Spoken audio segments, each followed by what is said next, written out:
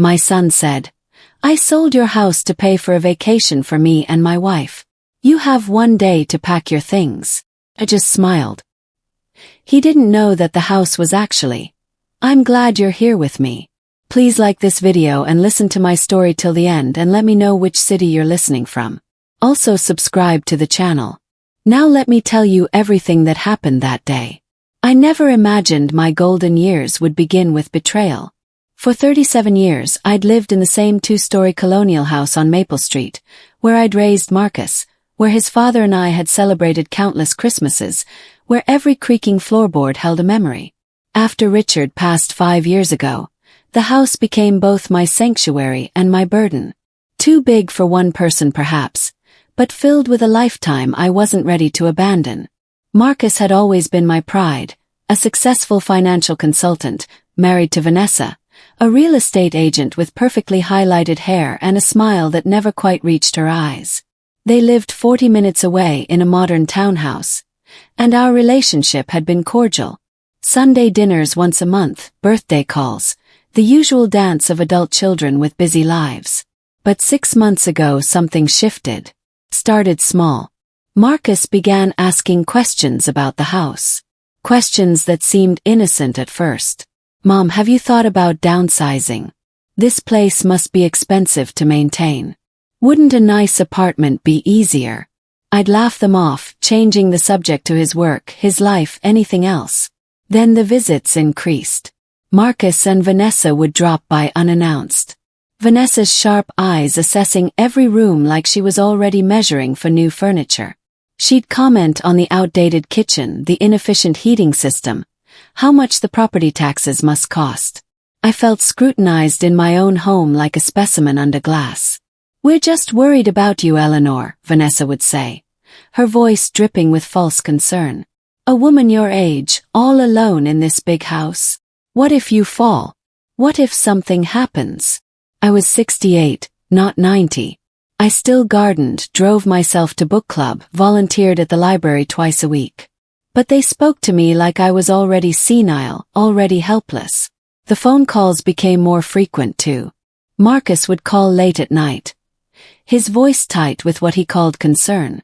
Had I considered a reverse mortgage? Had I updated my will? Did I have a healthcare proxy?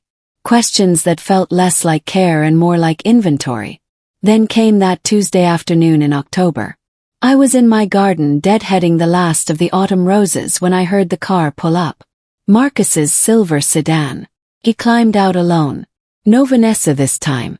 And I felt something cold settle in my stomach at the expression on his face. Not concern, not worry, something harder, something final. Mom, we need to talk. He didn't wait for an invitation, just walked past me into the house. I followed him inside, wiping soil from my hands, trying to calm the sudden racing of my heart. What had I done to deserve that tone, that look? He stood in my living room where I'd rocked him as a baby, and the words came out flat, rehearsed like he'd practiced them. I sold your house to pay for our vacation. You have 1 day to pack your things. The world tilted. I actually gripped the back of Richard's old armchair to steady myself. You what? Vanessa and I have been planning a trip to the Maldives for our 10th anniversary. We deserve it after everything we've been through. He said it like it was obvious, like it was reasonable. The sale closes tomorrow. The new owners want to move in by the weekend. My mouth opened but no sound came out. How could he? When did he? Don't make this harder than it needs to be, Marcus continued, his eyes avoiding mine. We found you a nice assisted living facility. 1 bedroom, all utilities included. You'll be much happier there. Safer. Safer. That word again. I looked at my son, really looked at him and saw a stranger. When had this happened? When had my boy, my sweet boy, who used to bring me dandelions and call them bouquets, become this cold, calculating man standing in my home, telling me he'd stolen it from under me? But here's what Marcus didn't know. What he couldn't possibly have known in his greed and his arrogance. The house wasn't actually in my name anymore. I smiled, a small quiet smile that made him falter for just a moment. Is that so? I said softly. Well, then I suppose you'd better tell me which assisted living facility. After Marcus left, after he'd handed me a brochure for Sunset Gardens Senior Living, and driven away in his expensive sedan, I sat in Richard's armchair for exactly 20 minutes, letting the shock wash over me like cold water. My hands trembled. My chest felt tight. Had my own son really just tried to sell my house without my permission? Had he really stood in this living room and told me to pack my belongings like I was being evicted? The audacity of it was almost impressive. I forced myself to breathe slowly, to think clearly. Panic wouldn't help me now. I needed to understand what had actually happened, what Marcus thought he'd done, because one thing was certain. He believed he'd succeeded. He'd walked out of here confident, almost smug. Pulled out my laptop. Yes, I owned a laptop, despite what my son seemed to think about my technological capabilities, and began searching for property records. It took me 40 minutes and 3 phone calls, but I finally reached someone at the county clerk's office who could access the information. Ma'am, according to our records, 247 Maple Street is held in a living trust. The Whitmore Family Trust, established in 2021. You're listed as the trustee. I thanked her and hung up, a grim smile touching my lips. Of course, Richard and I had set up the trust 3 years before he died, following our estate attorney's advice. The house wasn't in my name. It was in the trust's name with me as the controlling trustee and Marcus as the beneficiary upon my death. Marcus couldn't sell it without my signature, without my consent, but he'd tried anyway. Had he forged documents? Had he lied to a buyer? Or was this all an elaborate bluff to frighten me into signing the house over? I needed to know more. I needed evidence. That evening, I did something I'd never done before. I called Marcus's colleague, Vincent Park, whom I'd met several times at company events. Vincent had always been kind to me, respectful. If anyone might give me honest information, it would be him. Mrs. Whitmore. What a pleasant surprise, Vincent said when he answered. Vincent, I need to ask you something, and I need you to be completely honest with me. Has Marcus been acting strangely at work lately? Money troubles, unusual behavior, anything? There was a long pause. Too long. Mrs. Whitmore, I probably shouldn't say this, but Marcus took out a significant loan last month. He told the partners it was for a business investment, but there's been talk. Some people think he's in over his head financially. My stomach dropped. How significant? 6 figures. And between you and me, he's been distracted, missing deadlines. His biggest client threatened to leave last week. I thanked Vincent and ended the call, my mind racing. Marcus was in financial trouble, serious trouble. And instead of coming to me for help, instead of being honest with his mother, he decided to steal my home. But why the vacation story? Why the Maldives? Unless, I opened my laptop again and navigated to Facebook, another thing my son assumed I couldn't do. Vanessa's page was public, filled with posts about luxury brands, exotic destinations, and inspirational quotes about manifesting abundance. I scrolled back through the last 6 months and found what I was looking for. Dozens of posts about their upcoming dream vacation, photos of resort brochures, countdowns to their anniversary trip. They'd been planning this for months. They'd been posting about it, bragging about it, building expectations with their friends and social media followers. And now they needed money to make it happen. My money, my house. I sat back, feeling something cold and hard crystallize in my chest. This wasn't just about financial desperation. This was about image, about keeping up appearances, about Vanessa's perfect Instagram life. They decided my home, my security, my memories were worth less than their vacation photos. That's when the plan began to form. I wouldn't run. I wouldn't hide. I wouldn't move into some assisted living facility while they sipped cocktails on a beach paid for with my stolen equity. No, I would do something else entirely. I would let them think they'd won. I would play the confused, helpless old woman they clearly believed I was. And while they were busy congratulating themselves, I would gather every piece of evidence I needed to prove what they tried to do. And then I would make sure they faced real consequences. I picked up my phone and dialed a number I'd hoped I'd never need. Diana Castellano, the toughest estate attorney in 3 counties and Richard's former law school roommate. "Diana," I said when she answered, "I need your help. My son just tried to steal my house." Diana Castellano arrived at my house the next morning at 9 o'clock sharp, carrying a leather briefcase and an expression that meant business. I'd known Diana for over 40 years since she and Richard studied together at Georgetown. She'd built a reputation as someone who didn't lose cases, especially when family members tried to exploit the elderly. "Tell me everything," she said, settling into the same armchair where Marcus had delivered his ultimatum just 24 hours earlier. I walked her through it all. Marcus's increasingly intrusive questions, Vanessa's assessments of my property, the late-night phone calls, and finally the bombshell announcement about selling the house. Diana took notes, her jaw tightening with each detail. "Do you have any documentation, texts, emails, recordings?" I shook my head. It all happened so fast. "But Diana, here's the thing. He can't actually sell the house, can he? It's in the trust. Not without your signature as trustee. Which means either he's forged documents or he's bluffing to pressure you into signing." She pulled out her laptop. "Let me make some calls. If he's filed anything with the county, we'll know." While Diana worked, I made coffee and tried to steady my nerves. What would Marcus do when he realized I hadn't packed, that I hadn't left? He'd said the sale closed today. Would he show up with moving trucks? With the supposed new owners? My phone buzzed. Text from Marcus. "Mom, have you started packing? The movers will be there at 3 p.m. My hands shook as I showed Diana the message. "Don't respond yet," she advised. "Let's see if movers actually show up. If they do, I'll handle it." At 2:45 p.m., a white moving van pulled up to my curb. 2 men climbed out, checking a clipboard. I watched from my window as they approached my front door. Diana stood beside me, phone already recording. "Let them knock. Don't open the door." The knock came. 3 sharp raps. I stood frozen, my heart hammering. "Mrs. Whitmore, we're here from Reliable Movers. Your son, Marcus, hired us to help with your relocation."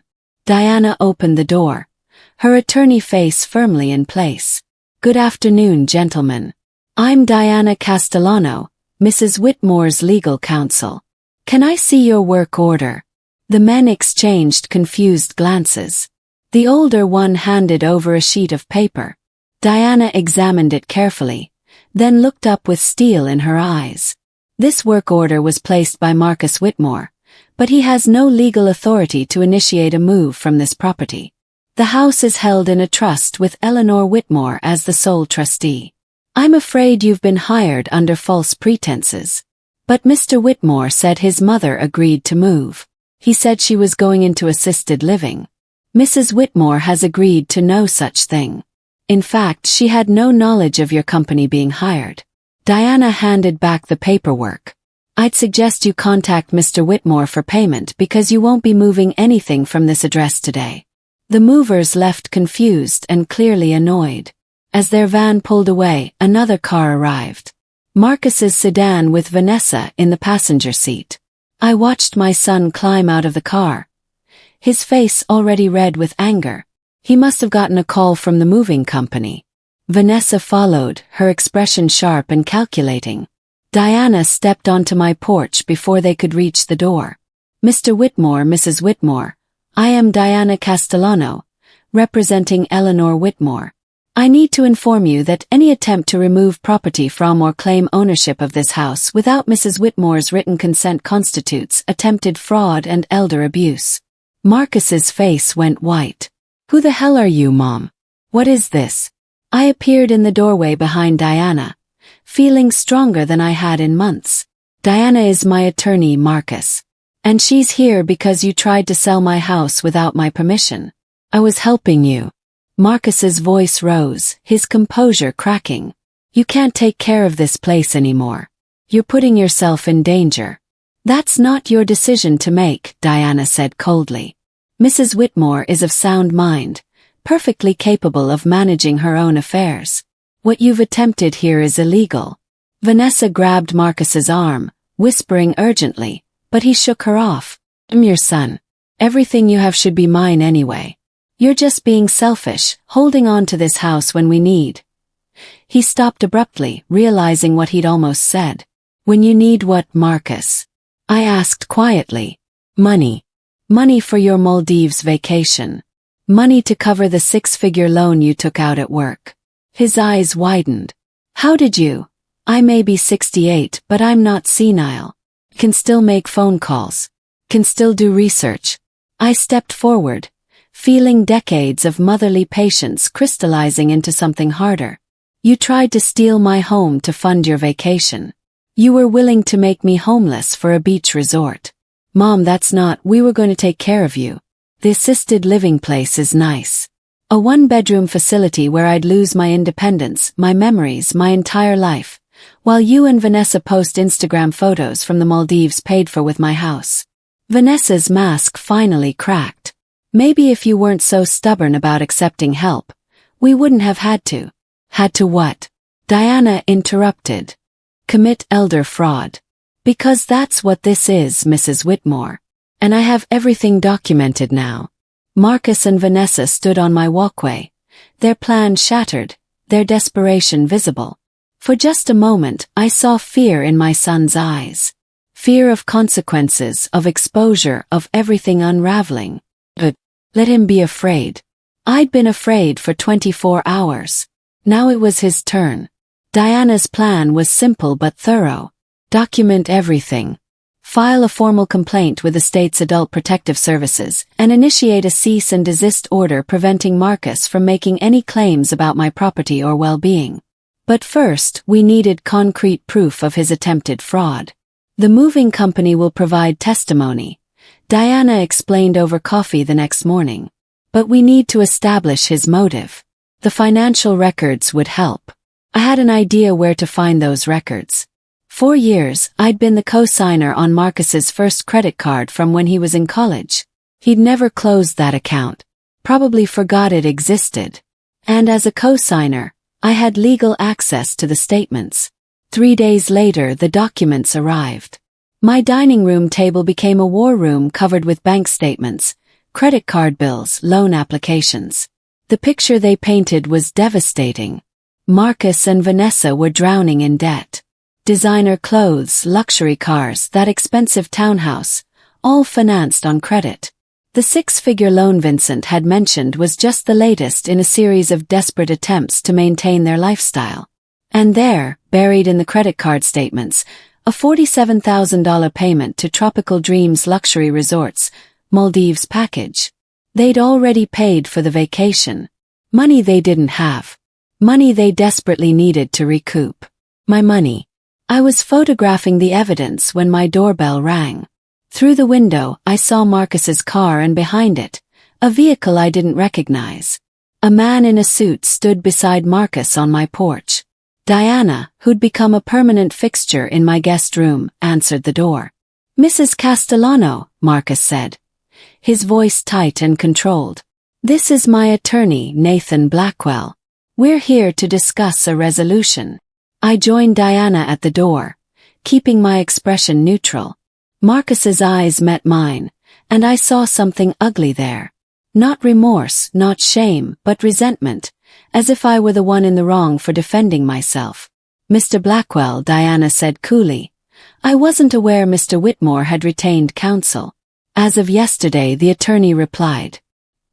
He was young, probably fresh out of law school with a nervous energy that suggested he'd taken this case without fully understanding it. My client would like to propose a compromise that would benefit everyone involved. I'm listening, Diana said, though her tone suggested otherwise. Mr. Whitmore recognizes there may have been some miscommunication about the property transfer. However, he maintains that his mother is unable to safely maintain the house alone. He's proposing a joint ownership arrangement where he would handle all maintenance and financial decisions while Mrs. Whitmore retains residency. Actually laughed. A short bitter sound. So, I get to live here while Marcus controls everything, makes all the decisions, and what happens when he decides to sell anyway? Mom, I'm trying to help. You tried to make me homeless, Marcus. My voice rose despite my intention to stay calm. You hired movers without my knowledge. You told them I'd agreed to leave. You've been lying for months. Blackwell cleared his throat. Mrs. Whitmore, with all due respect, my client is concerned about your judgment. This resistance to reasonable help suggests. Suggests what? Diana's voice cut like a knife. That a competent 68-year-old woman who gardens, volunteers, maintains her own home, and manages her own finances is somehow incompetent because she won't let her son steal her property. Nobody's stealing anything, Marcus snapped. I'm your only child, Mom. This house will be mine eventually anyway. I'm just trying to help you transition to assisted living. I don't need so you can access my home equity for your vacation. I pulled out my phone and showed him a photo of his credit card statement. The Maldives payment clearly visible. I know about the resort, Marcus. I know about all of it. The color drained from his face. Vanessa, who'd been waiting in the car, must have sensed trouble because she suddenly appeared behind the attorneys. Her expression panicked. You've been spying on us. Marcus's voice shook with rage. Going through our private financial records. Records I'm legally entitled to access as a co-signer. Records that show exactly why you need money so desperately. Blackwell's professional demeanor cracked. Mr. Whitmore, you didn't mention. It's not relevant. Vanessa interrupted, her voice shrill. Eleanor, if you loved your son, you'd want to help him. You'd want him to be happy. That house is too much for you anyway. Everyone can see that. We're your family, your only family. Are you really going to choose some lawyer over your own son? The manipulation was so transparent, so calculated that I felt something cold settle over me. I'm choosing myself, I said quietly. Something I should have done months ago. Marcus stepped forward. His face twisted with anger. You stubborn old woman. You're going to regret this. We'll prove you're incompetent. We'll get guardianship. You'll what? Diana's voice was dangerously soft. Threaten a senior citizen in front of witnesses. Add that to the attempted fraud charges. Blackwell grabbed Marcus's arm. Mr. Whitmore, I strongly advise you to stop talking. They left, Marcus radiating fury, Vanessa in tears, their young attorney looking like he regretted ever answering their call. I watched them drive away, my hands shaking, not with fear, but with adrenaline. Diana put a hand on my shoulder. You did well, but Eleanor, you need to prepare yourself. They're going to escalate. People this desperate don't give up easily. I knew she was right, but for the first time in months I felt powerful. Felt in control. I took Diana's advice and gave myself 3 days of rest. No legal papers, no confrontations, just quiet time in my garden, long walks through the neighborhood, and evenings with old movies. I needed to recover my strength for whatever came next. The first attempt at manipulation came through email. A long rambling message from Vanessa that arrived on the 4th day of my rest period. I read it over my morning coffee. Diana sitting across from me at my kitchen table. Dear Eleanor, I've been crying for days, unable to sleep, thinking about how our family has been torn apart. I know Marcus made mistakes in how he approached the situation, but his heart was in the right place. He loves you so much and worries constantly about your safety. Worry too. You're all alone in that big house. And what if something happened? What if you fell and no one found you for days? We just want to take care of you. Please, can't we meet somewhere neutral and talk this through? I miss our Sunday dinners. I miss being a family. Love, Vanessa. I set down my phone and looked at Diana. She's good. I almost feel guilty. That's the point, Diana said dryly. Classic manipulation. Guilt, fear, isolation. Notice how she takes no responsibility but paints herself as the victim. I forwarded the email to Diana's professional account for documentation and sent a brief reply. Vanessa, I'm open to reconciliation, but only after legal matters are resolved and genuine apologies are made. Eleanor. The response came within minutes. Legal matters. Eleanor, we're family. You're treating us like criminals when we only wanted to help. This is what that lawyer has done to you. Turned you against your own son. Marcus is heartbroken. Please just have coffee with us. No lawyers, no drama, just family. I didn't respond. Diana had warned me this would happen. The love bombing, the attempts to isolate me from my support system. The pressure to meet without legal protection. 2 days later, flowers arrived. An enormous bouquet of roses, my favorite. The card read, "Mom, I'm sorry for everything. Can we please talk? Your loving son, Marcus." Put them in water. They were beautiful after all. But I didn't call. Then came the phone calls. Marcus left voicemails. His voice varying from tearful to angry to wounded. "Mom, you're breaking my heart. I made a mistake. Okay, I admit it. But you're my mother. Doesn't that count for something? Call me back, please." Vanessa called too. Her messages were more aggressive. "You're being manipulated by that lawyer, Eleanor. She just wants your money. We're your real family. We're the ones who will be there when you really need help. Think about that."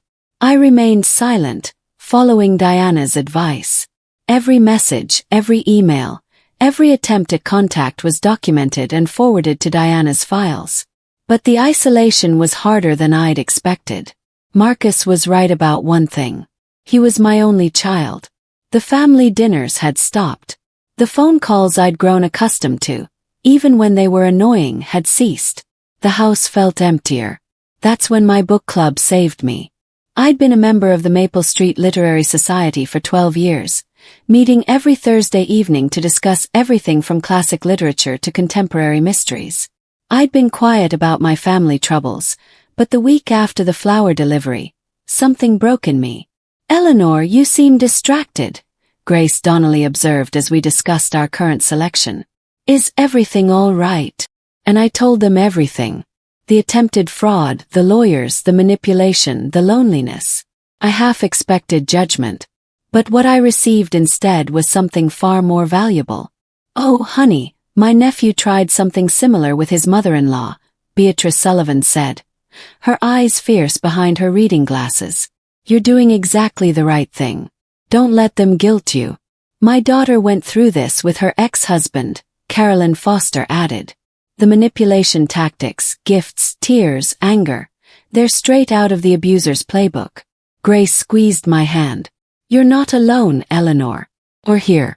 Whatever you need." Over the next week, my book club became my fortress. Grace, a retired nurse, came by twice to check on me, bringing homemade soup and staying for tea. Beatrice, whose husband had been a police officer, gave me practical advice about home security and documentation. Carolyn, who'd worked in social services, connected me with a support group for seniors dealing with financial exploitation by family members. I attended my first support group meeting at the community center, nervous and uncertain. But sitting in that circle of 12 people, all dealing with similar betrayals by children, spouses, or relatives, I realized something profound. I wasn't crazy. I wasn't overreacting. What Marcus and Vanessa had attempted was a recognized pattern, and I had every right to defend myself. My son told me I was being selfish. An elderly man named Robert shared.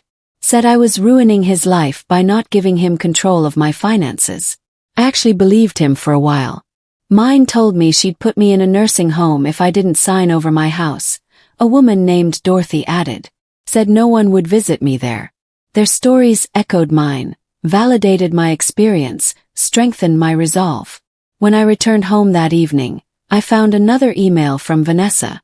This one shorter and colder. "Your silence speaks volumes, Eleanor. We've tried to reach out, tried to reconcile, but you've chosen that lawyer over your family. We won't beg anymore. Don't come crying to us when you're all alone." I read it without emotion, forwarded it to Diana, and deleted it. I wasn't alone. I had my book club, my support group, my attorney, my community. Marcus and Vanessa had tried to convince me that they were all I had, but they were wrong. And that knowledge made me stronger than I'd been in months. They came on a Sunday morning, 3 weeks after their last attempt at contact. I was in my garden pruning the hydrangeas when I heard the car doors slam. 2 of them, Marcus's sedan and another vehicle I didn't recognize.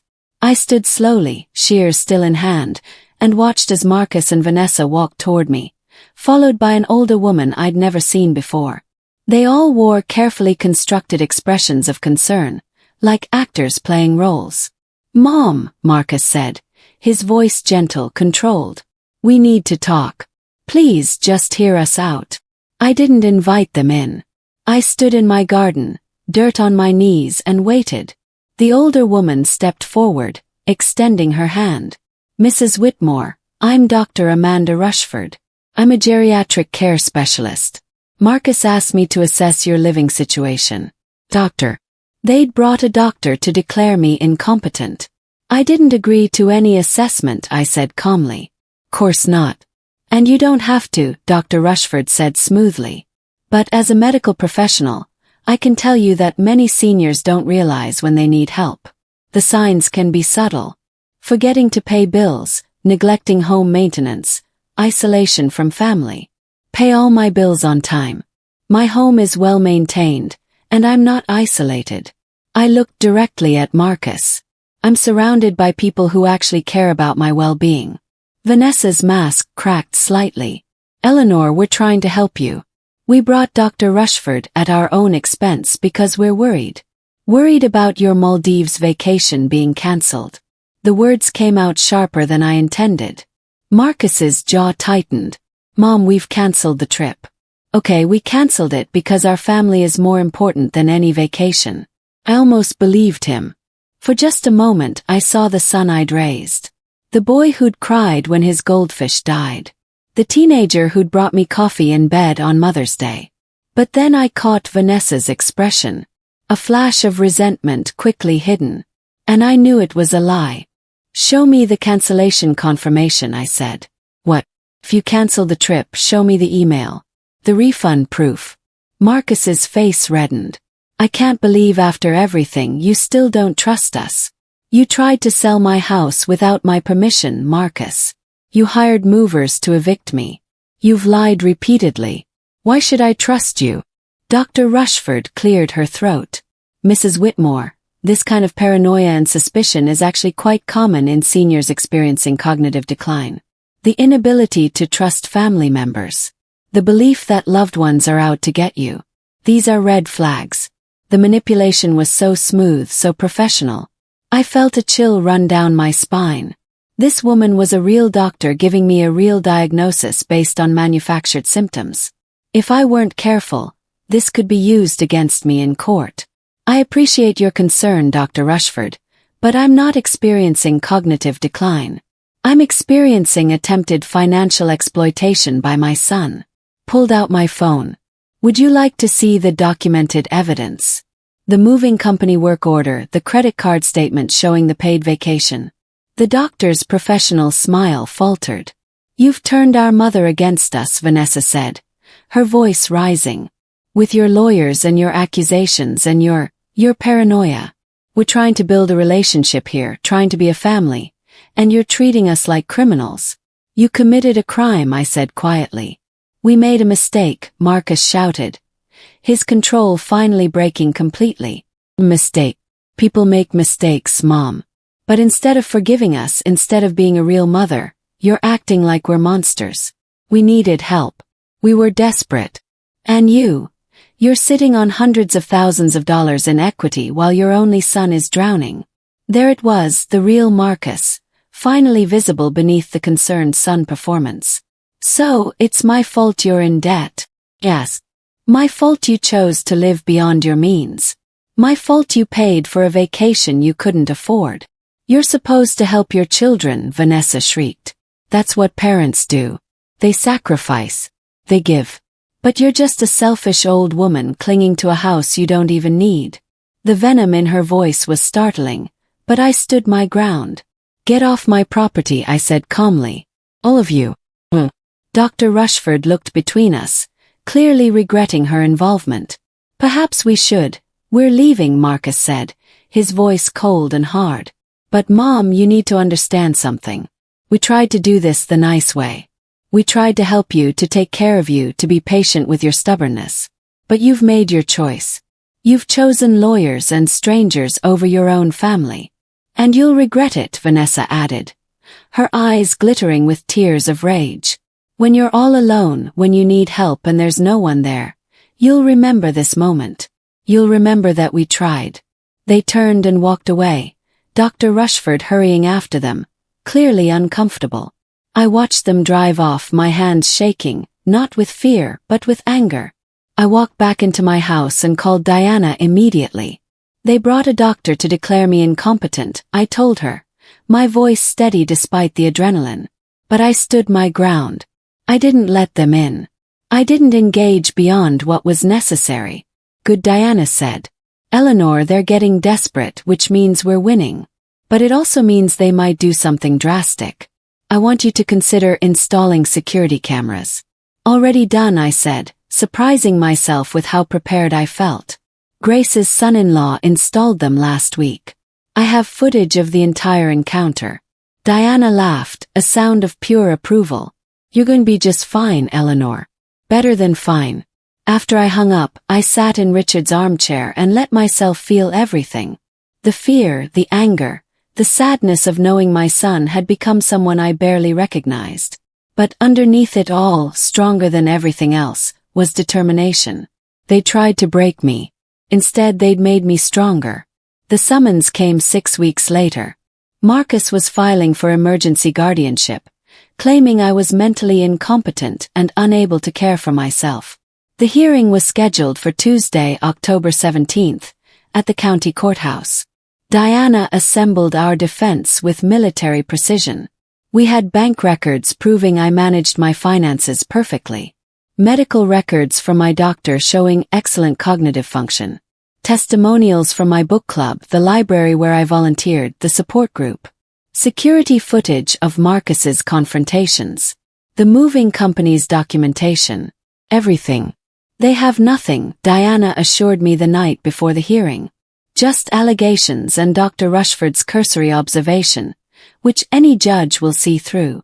But Eleanor, be prepared. Marcus will say terrible things. Vanessa will cry. They'll paint you as a tragic figure who can't see her own decline. I know, I said, and I did. I'd spent 6 weeks preparing for this moment. The courtroom was smaller than I'd imagined, fluorescent lit and institutional. Marcus and Vanessa sat with their attorney, Blackwell, who'd clearly taken time to better prepare this case. They'd also brought Dr. Rushford and 2 other people I didn't recognize. Character witnesses, probably. Judge Rebecca Sterling entered, a black woman in her 50s with sharp eyes and a no-nonsense demeanor. She reviewed the petition silently, then looked up. Mr. Blackwell. This is a petition for emergency guardianship of Eleanor Whitmore, age 68, filed by her son Marcus Whitmore. Please present your case. Blackwell stood, his performance polished now. Your Honor, Mr. Whitmore seeks guardianship of his mother out of deep concern for her well-being. Mrs. Whitmore is living alone in a large house she can no longer maintain. She's become increasingly paranoid, accusing family members of fraud, refusing reasonable help, isolating herself from loved ones. Dr. Rushford will testify to observed signs of cognitive decline. Dr. Rushford was called first. She described our garden encounter, carefully framing my reasonable questions as suspicion and paranoia, my documented evidence as obsessive record-keeping, my defense of my property as inability to accept necessary help. Then came the character witnesses. Marcus's colleague, who testified that Marcus was devoted to his mother and worried sick about her.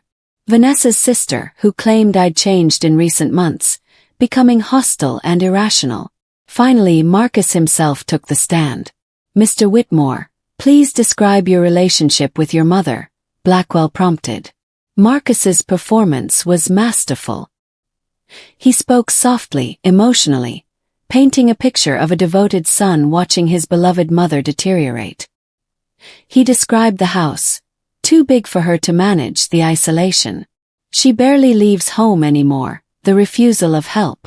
She won't even discuss downsizing. And the incident with the moving company. Blackwell asked. I made a mistake, Marcus said, his voice breaking slightly. I was so worried about her safety. I thought if I could just show her how much easier life could be in a smaller place. I shouldn't have acted without her explicit consent. I see that now. But it came from love, Your Honor. Pure love and concern. No mention of the Maldives, no mention of his debt, No mention of his real motives. Then it was Diana's turn. Mr. Whitmore, you testified that you acted out of concern for your mother's safety. Is that correct? Yes. And yet you hired movers without informing her. Isn't that right? As I said, it was a mistake. A mistake that coincided with a $47,000 payment to a luxury resort in the Maldives. The courtroom went silent. Marcus's face paled. We had a trip planned, but... A trip you still have planned, correct? Your attorney stated you cancelled it, but you've actually just postponed the dates, haven't you? That's not.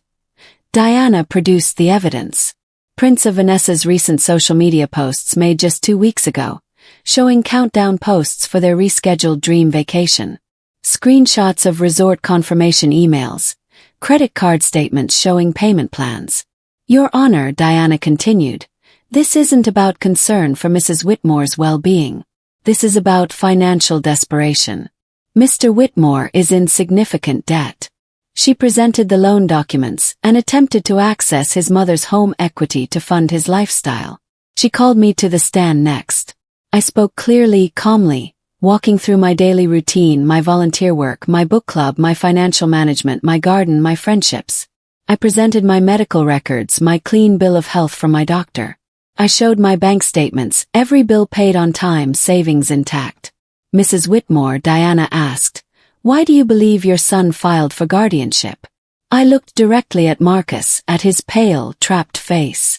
Because I refused to let him steal my home to pay for his vacation.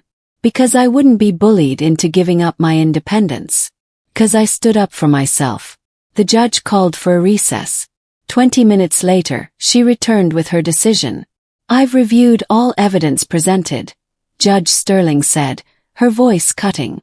And I find no merit whatsoever in this petition.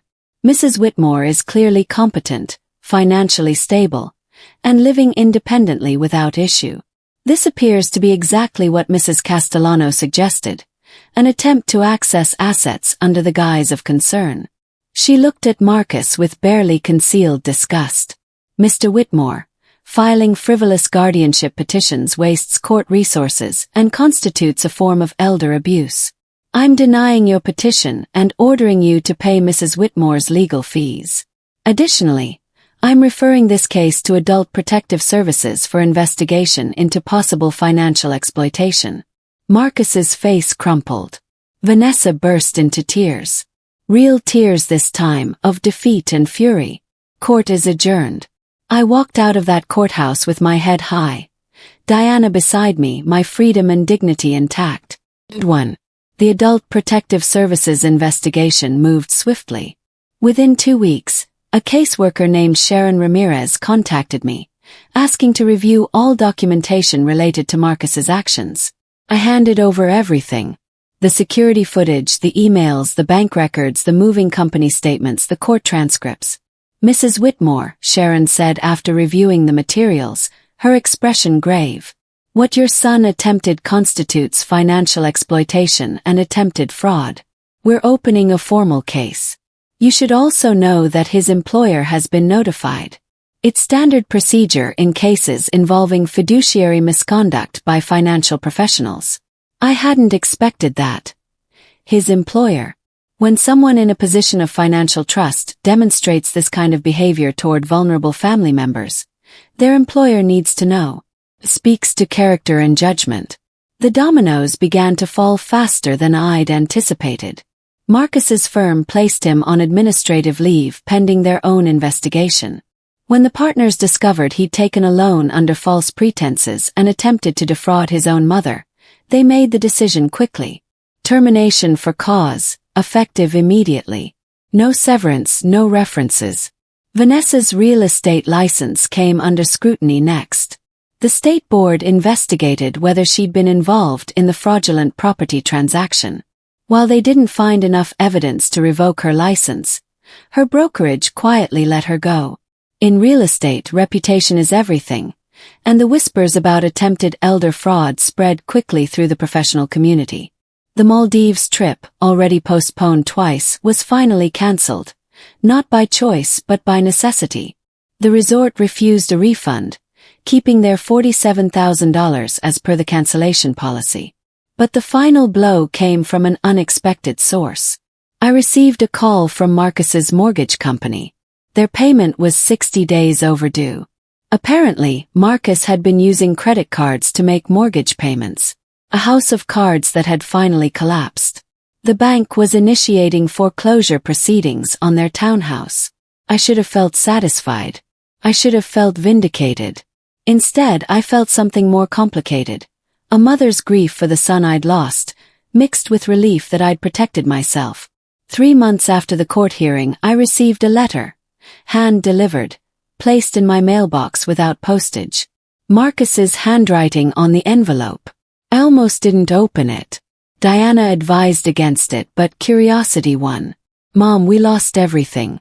The house, our jobs, our friends, our reputation. Everyone looks at us like we're criminals. Vanessa's parents won't speak to us. We're living in a rental apartment, barely making ends meet. I know you think I deserve this. Maybe I do, but I need you to understand. I never meant to hurt you. I was desperate, drowning, and I made terrible choices.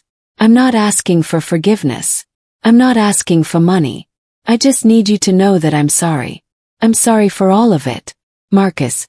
I read it twice, then filed it with the rest of the documentation. Diana called me that evening with news. Eleanor, Marcus's attorney, contacted me. They want to negotiate a settlement. Marcus will sign away any future claim to your estate, won't contest your will, and will agree to supervised visitation only, in exchange for you not pursuing further legal action. What further legal action? You could sue for damages, emotional distress, legal fees beyond what the judge ordered, attempted fraud. You'd likely win. I thought about it for exactly 3 seconds. Draw up the agreement, I said. But I want one more condition. Marcus must complete a financial counseling program and provide proof of completion. If he's going to rebuild his life, he needs to learn to live within his means. That's very generous, Eleanor. It's not generosity. It's making sure this never happens again. The agreement was signed 2 weeks later. Marcus and Vanessa forfeited all claims to my property, agreed to supervised contact only, which I had no intention of initiating, and Marcus enrolled in a court-mandated financial counseling program. I had my lawyer update my will. The house would go to charity upon my death, specifically to an organization supporting seniors facing financial abuse by family members. Marcus would receive nothing. He'd already proven what he'd do with it. The day the papers were finalized, I stood in my garden and felt the weight of 6 months of stress finally lift. My home was mine. My freedom was mine. My life was mine. Marcus had gambled everything on his plan to control me, to access my assets, to fund his unsustainable lifestyle. And he'd lost completely. There would be no reconciliation, no tearful reunion, no redemption arc. Some betrayals are too deep, some trust too shattered. He was my son, and I'd always loved the boy he'd been. But the man he'd become, that man was a stranger, and I was finally free of him. Life after the settlement was sweeter than I'd imagined. The house that Marcus had tried to steal became my sanctuary in a whole new way. I'd fought for it, defended it, and now every room felt like a victory. I threw myself into the renovations I'd been putting off. New kitchen cabinets, updated bathrooms, a beautiful sunroom addition where I could read and watch the garden year-round. I used my savings, my money earned and saved over decades, to make the house truly mine again. The book club expanded. We started meeting twice a month instead of once, and I hosted regularly, filling my dining room with laughter, wine, and spirited debates about literature. Grace, Beatrice, and Carolyn became more than friends. They became family, the kind that actually showed up, that cared without agenda. I took on more volunteer work at the library, eventually becoming the coordinator for their senior literacy program, teaching older adults to use computers, to navigate the internet, to protect themselves from scams, including financial exploitation by family members. I told my story anonymously at first, then openly as I grew more comfortable. The sessions filled up quickly. Apparently, my experience wasn't as rare as I'd hoped. The support group where I'd found such solace asked me to speak at their annual fundraiser. Standing at that podium, looking out at hundreds of faces, I told the truth. Your children, your spouses, your relatives, they don't own you. They don't own your assets. And love doesn't mean letting yourself be exploited. You have the right to protect yourself, even from family, especially from family. The standing ovation lasted 3 minutes. I started dating again, something I hadn't done since Richard died. Nothing serious, just coffee dates and theater outings with a retired professor named Thomas who made me laugh and never once asked about my finances or my property. It felt good to be wanted for myself, not for what I owned. My garden flourished. I joined the local horticultural society, won second place for my hydrangeas, and started teaching weekend workshops on sustainable gardening.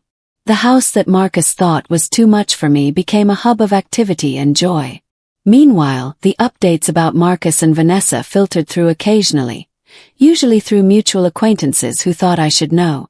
They'd lost the townhouse to foreclosure, as expected, and moved into a small rental apartment in a cheaper part of town. Vanessa took a job as an administrative assistant, a humiliating step down from her real estate career, but necessary. Marcus found work eventually, but nothing in finance. No firm would touch him after the investigation. He was selling insurance now, making a fraction of his former salary. Vanessa's social media, once filled with luxury branding and vacation countdowns, went dark, then reappeared with a new tone. Inspirational quotes about resilience, vague posts about lessons learned, photos carefully cropped to hide their modest circumstances. The comments from former friends had dried up. The likes were sparse. I heard through Beatrice, whose daughter worked at the community college, that they'd filed for bankruptcy. The debt had become unmanageable without their inflated incomes. The court-mandated financial counseling couldn't undo years of reckless spending overnight. Marcus's marriage apparently was suffering. Beatrice had seen them at the grocery store arguing in the parking lot about which generic brand to buy. The dream life they'd been so desperate to maintain had collapsed entirely. 6 months after the settlement, I received one more letter from Marcus. This one shorter, more bitter. Mom, I hope you're happy. I hope your house and your lawyer and your new life were worth destroying your only son. We're barely surviving while you live in luxury. But I guess that's what you wanted all along, to punish me for one mistake. Hope it was worth it. I didn't respond. There was nothing to say to someone who still, even after everything, saw himself as the victim. Instead, I did something I'd been planning for months. I contacted my estate attorney and finalized my legacy plan. Upon my death, the house would be sold and the proceeds would fund the Eleanor Whitmore Foundation for Elder Financial Protection, providing legal assistance to seniors facing exploitation by family members. Marcus would get exactly what he deserved. Nothing. I framed the foundation documents and hung them in my office, right next to a photo of Richard and me on our wedding day. He would have approved, I thought. He'd always said I was stronger than I gave myself credit for. 1 year after Marcus's attempted fraud, I hosted a garden party. 50 people came. Book club members, library volunteers, support group friends, neighbors, Thomas the professor, even Diana and her family. We celebrated under string lights, eating catered food, drinking champagne, laughing until dark. Someone asked me if I ever regretted how things turned out with Marcus. I looked around at my beautiful home filled with people who genuinely cared about me and smiled. Not for a second, I said. And I meant it. So that's my story. My son tried to steal my home and I fought back. Some people think I was too harsh, that family should forgive anything. Others say I should have been even tougher. What would you have done if your own child betrayed you like that? How far would you go to protect yourself? If my story resonated with you, please leave a comment. Share your own experiences. And if you want to hear more stories about standing up for yourself, even when it's hard, subscribe to my channel. Thank you for listening to my story. And remember, you're never too old to fight for what's yours.